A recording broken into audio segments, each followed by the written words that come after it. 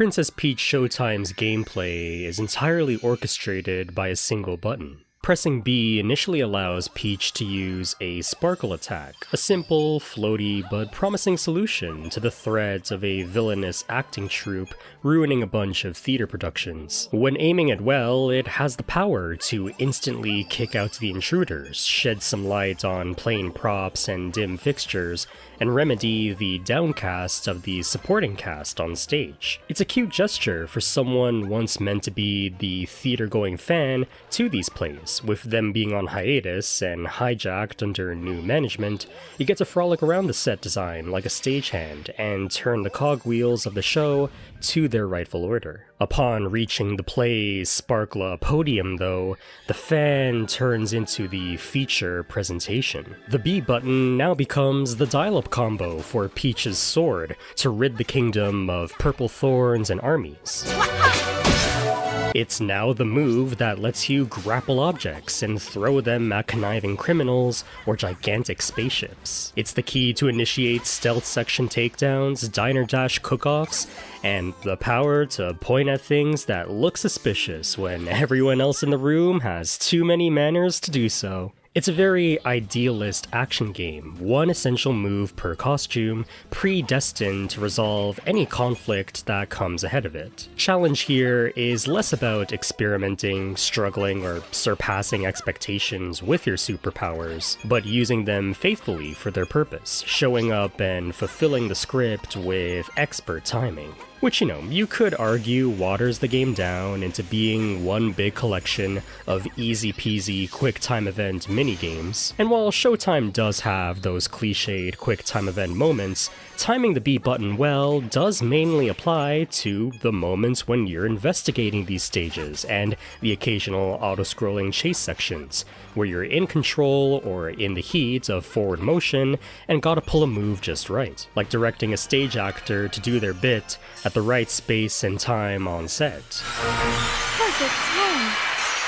The moment Peach becomes a legendary sword fighter or kung fu warrior, you get the giddiness to unleash your new powers and mash B to hack away at foes and fauna. Then said potential and Peach's enhanced mobility mature into more interesting scenes that twist your understanding of their effects. Fencing duels where upward thrusts and time-jumping counterattacks finish the fight for good, and mid-air kicks while hopping atop crumbling pillars to play a game of checkers with crowding enemies and hop across hills openly. There are plenty of moments like these where the pleasure of gaining this cool fun button power progresses into sequences where smart staging makes for an efficient performance, like using your ninja dash attack to tackle the backside of guards, often at compromising elevations, or commanding a school of fish to unearth a treasure before it washes away from your course. My favorites ended up being the thief and ice skating costumes, whose levels didn't just have a genuine challenge to their layout, but also reward you with clean and satisfying movement for synchronizing things just right.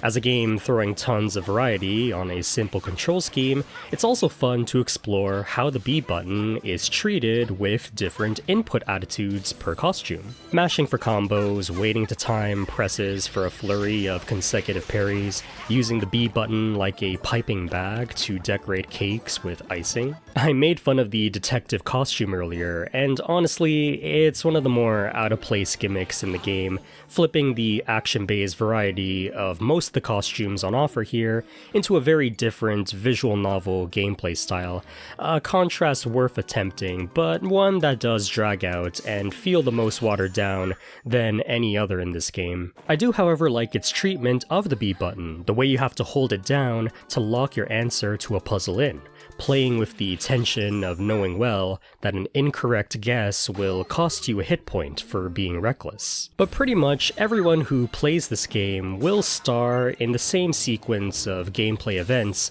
and timed inputs, without much room for deviation or self-expression. Outside of the core gameplay moments are hidden collectibles to scavenge for those who want to go the completionist route, and there is another button at play here that's meant for Peach to activate hidden podiums and backstage entrances to said hidden collectibles. But the fact that you can use this posing move anywhere, anytime, didn't stop me from using it as a cocky action game taunt after every try-hard moment I can sneak it into.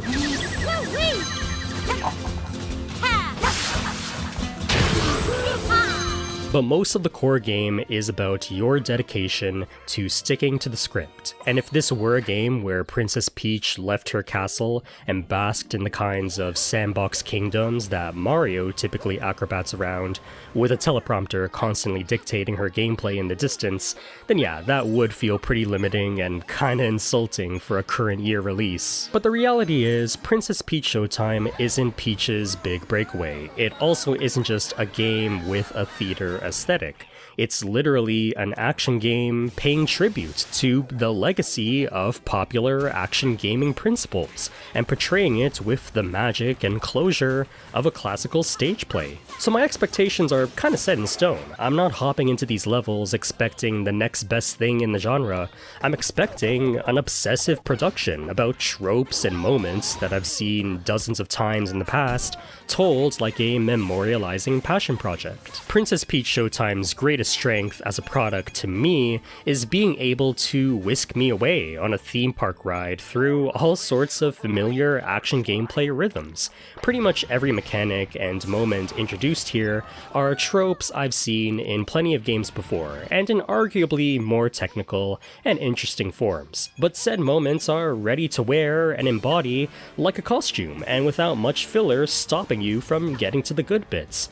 This is why adult action gamer me, who more than likely finished cutting off Shinobu's arm for the 9th time before switching carts and baking cookies with Princess Peach, can crack a smile and find some value while playing this game without snubbing my nose too much about any lack of depth or serious innovation here. There's something appealing about a one-button action game that wants to railroad you immediately into as many fun set pieces and tappable gameplay sections as possible. And with the new supporting Theat characters always eagerly responding to your radiance and following along to the beat of your drum, and with sleek camera zoom-ins and slow-mo sequences that hammer in the importance of your gameplay presence, it makes for a very lively little game that's fun to revisit not for any sort of mastery's sake, but for the nostalgia of getting to be with the crew and relive those cool little moments like a rewindable music box. And on the flip side, and probably more intended than a bunch of old game assassins blushing at this game like an antique, is the idea that this game will probably serve as someone's first introduction to those ideas. There's a lot of talk about whether this is the best concept for a Peach game, having her be magically talented at every single little thing under the sun, or if a game that actually puts her in a challenging Mario platformer setting with unique gimmicks of her own is more appropriate and empowering, or perhaps if the latter, or even the former, aren't empowering to her character in any shape or form. But I think the real conversation we should be having is, isn't it kinda awesome that the very first boss of this game has a mandatory counter input that you have to master to defeat it? And that this would potentially serve as some younger gamer's first triumph with that mechanic? Isn't that kinda heartwarming in hindsight? It definitely makes me want to get better as a perfect parry disciple in other action games from this point forward, inspire the younger generation and such. What definitely sells the simplicity of the action here is Showtime's sincere presentation quality. It's not the most graphically demanding or impressive looking Nintendo Switch game, regardless of what the phrase "the next Princess Peach game will be on Unreal Engine 4" might bring to mind. But this is Peach's first high-definition adventure, and one of the benefits of that is getting to work with this very convincing theatrical materializing and stylizing to every physical object in the game. The stage design and backdrops have this flat cardboard quality to them that are only given depth by how they're layered or constructed like a front-facing diorama. Floating props and actors are supported by thin little strings, and even in the game's more destructive moments, fire is represented as a glowing cardboard cutout. You go from looking at a medium-sized placard of a castle in the background to walking off stage and into another one where suddenly you're in that location, realized in 3D space. There was one moment that really made me shut up and suspend my disbelief when I was introduced to Mermaid Peach and came to expect the typical tidings of an underwater sequence for that section, until I stepped back when I finished and realized, wait, how is this underwater when we're supposed to be on an air-breathing stage? The look of the stage with its blowing cyan ribbons and ocean light fixtures just invisibly convinced me of the look of a typical water level. It was really cool putting my finger on what made that work. Plenty of games, and even Mario games, have toyed with theater aesthetics, but few can say they commit to the idea of digitally converting a physical stage play into a video game as gracefully as Princess Peach Showtime here. And as someone who has worked behind the scenes for stage productions, there are a lot of details worth appreciating. Namely, how this game plays with specialized lighting. The game puts an overly bright and often cone contrast to Peach, the actors, and whatever key moments or physical set dressings are surrounding them, but with pockets of empty theater darkness, reminding you of the artificial construction, yet temporary magic, of everything happening here. And of course, the exciting thing about playing along with this aesthetic so devotedly are the moments when the game does break out into events that can't be contained by a mere stage perspective.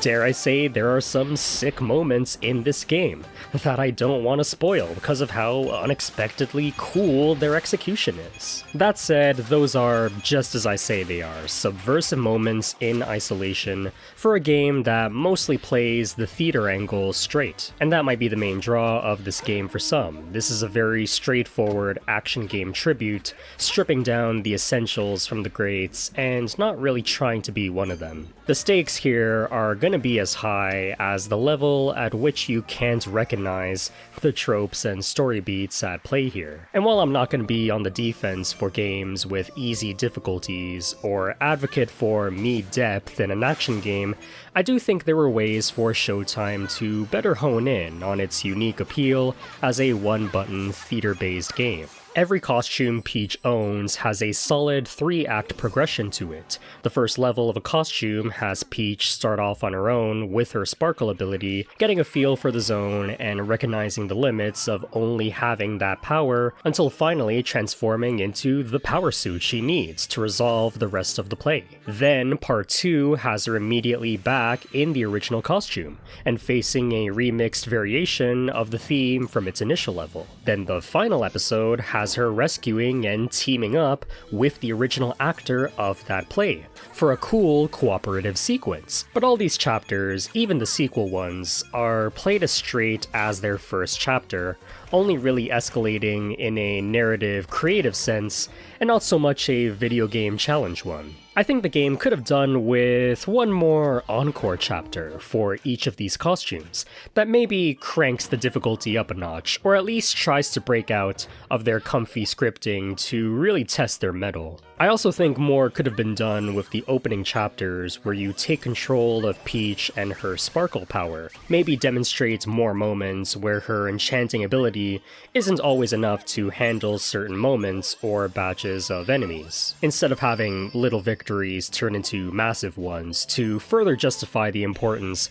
of getting her to transform as soon as possible. Reason I bring this up is because one of the game's highlights are its boss fights, where Peach forgoes the transformable costume and fights a giant mechanical boss as her own regular self with the sparkle power. And these are some of the more genuinely challenging segments in the game, where victory isn't always guaranteed by good punctuality with a scripted segment, but by actually playing with some degree of skill. In general, I think the game just needed a few more cooked levels with each unique costume.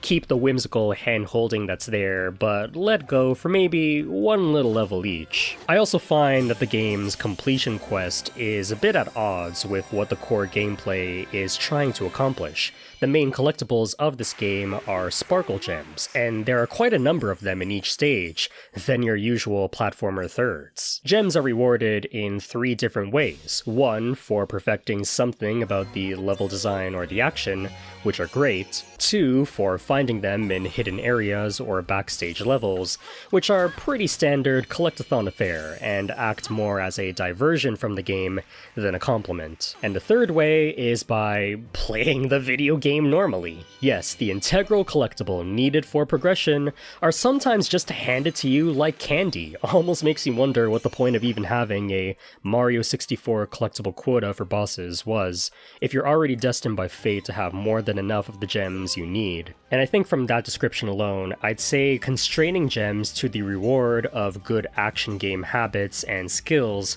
would be a lot better in practice here. It would complement the back-to-back action of the stages and would help push some deeper strategies behind playing these levels. And once again, I think my criticisms here are backed up by what the actual game does.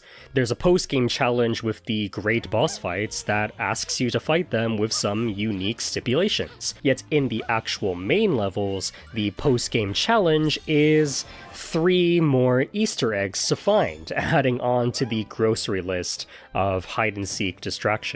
I'll admit though, there's something fun about being able to claim every single collectible and secret in one run once you're in the know. I sorta headcanoned that challenge for a while as this game's equivalent of a perfect rank, but in the end, it's not worth the hassle. It's a side excursion to the core action that's gonna frustrate those who want it both ways. It's frustrating when you want to do some 3D platforming goodie hunting, but here you have the demon on your shoulder of a scripted event with no backtracking that ends up hindering it. I think in the end, the best way to treat the sparkle gems are as hidden Mickeys than Mario 64 Power Stars, where you don't gotta find all of them in one trip, and you don't even gotta find one to have a fun time at Disneyland. But it's fun to come across them every now and then while you're smelling the roses before you get back on the actual rides you paid money to attend. Replaying Showtime's levels has been characterized as nightmarish for some, but now that I've made peace with revisiting this game for the sake of rewinding to the good times I have with the core gameplay, and not so much to fill in a checklist, I have found a good enough reason to replay and let things go. However, I do think the story of the levels, while great, could have given some more reasons to want to relive their unskippable cutscenes. Mainly with voice acting, this is a surprisingly talkative game, and I think some fun or funny voice quips from the cast would have made replays more fun to do than just have to read and wait for dialogue. Also, may I just say, huge missed opportunity to give Peach a vocal track here. There are probably some business gamers right now that are gonna tell me that voice acting is expensive for just a late spin-off product, but 1, Nintendo, and 2, let me remind you that there was a late platform Mario character spin-off game whose main innovation was giving full voice acting to every single one of its gargantuan cast members, and a female vocal track at some point down the line, just saying. It's kind of funny to me that the polished and grandiose Peach game about the fine arts has less actual voice lines than the latest Wahoo Mario platformer. Princess Peach Showtime isn't going to be a game I'll revisit religiously to mess around with its systems or to buckle down with some legendary challenge, but as an action game enthusiast and for what it is, a playthrough of this game was a great time. I think it came out at just the right time in 2024, and not just because it ties in with a recent movie release where Peach got more of a leading role. I feel like a game like this wouldn't have been as realized as it was had it come out in the GameCube or even the Wii to Wii U era, when Mario side character spin-offs really started to get the ball rolling. Premises like Luigi vacuum cleaning a haunted house or Wario being a game designer are silly side hustles on paper that were taken extremely seriously in their actual products, resulting in games that reveled in the established culture that they were imitating. Third third-person survival horror and arcadey video game action, both well cultivated in the market at that point, and served as a fun, accessible tribute with these spin-offs. And I think action game culture needed some more years to ferment and form peaks of innovation and iteration before a Nintendo spin-off that pays HD family entertainment tribute to them could happen like this. On a more personal note though, as I've grown older, I think I've become less enamored by how many combat options or alleged depth an action game needs to be worth my time, and more interested in how a game balances whatever amount of tools it has towards a fun and varied experience. I played some action games recently with great combat and a ton of variables, but the actual game and adventure just kinda fell flat for me. Peach Showtime is a much simpler action game, obviously, but one where everything is fit for purpose, presented in such a charming fashion with a well-timed story and a worthy wealth of Easter eggs to bide your time between the core gameplay.